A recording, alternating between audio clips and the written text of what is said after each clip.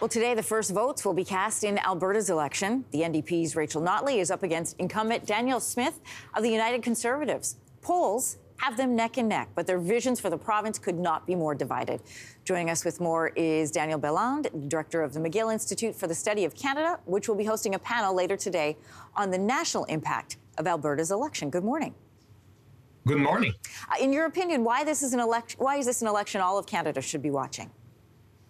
Well, I think the outcome of this election will have an impact on intergovernmental relations, that is on the interaction between the federal government and the provinces, especially Alberta, of course, but Alberta is a big player in intergovernmental relations. And so this is likely to affect other provinces as well, especially neighboring provinces, British Columbia and Saskatchewan. So I think that this is something that's important, not just for Albertans, but for Canadians from coast to coast to coast. What's fascinating as well about this race is both of these politicians have been premier. One is currently.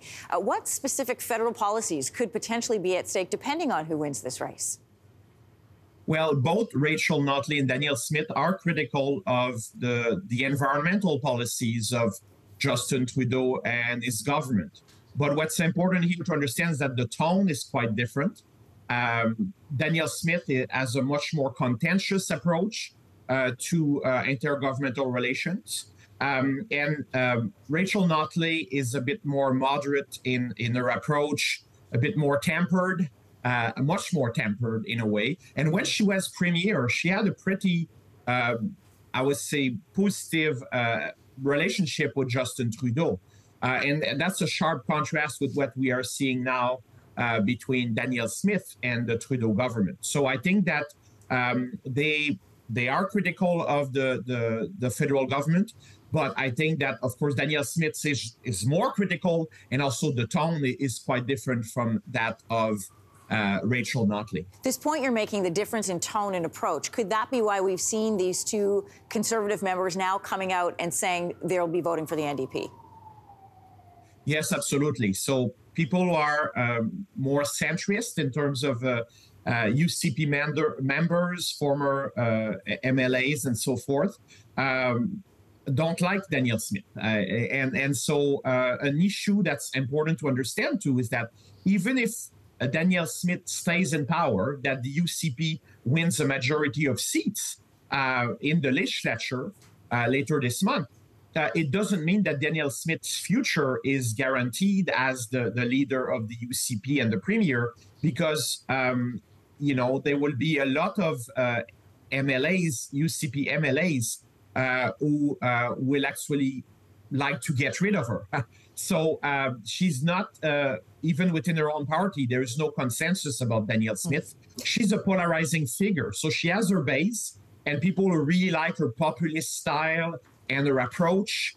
But there are people even within her own party who dislike her style and her rhetoric. And so it's interesting to understand that even if the UCP stays in power, the future of Danielle Smiths as premier is not guaranteed, because, of course, it will depend on how many seats the UCP would win if they get this. But, of course, if the NDP wins, I think that the leadership of Danielle Smiths will be very much at stake because, again, she's quite contested, and there are some people within her own party who think that she's going too far, that she's too radical, that her rhetoric is poisonous.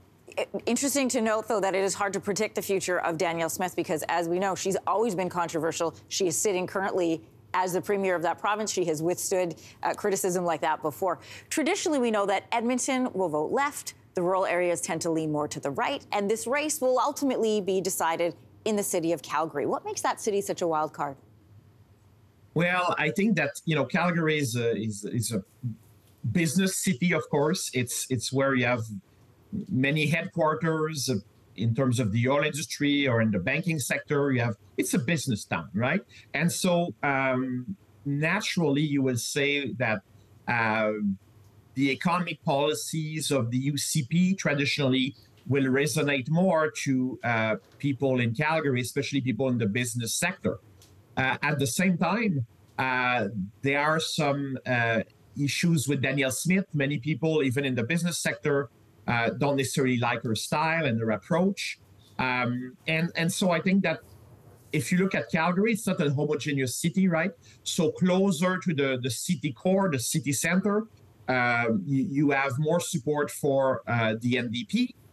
So they are likely to win quite a few seats there. But when you go closer to, what is really suburbia, even if it's located within the city of Calgary, which is huge geographically, then of course this is more UCP territory. Right. So there will be a battle in these ridings and in Calgary more generally for really the heart and soul of Alberta, because this is a very, I would say, very exciting campaign.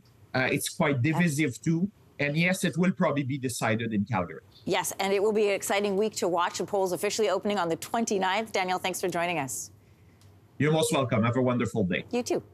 Hey, thanks for watching. If you liked this, be sure to subscribe here, or you can check out more Your Morning videos right here.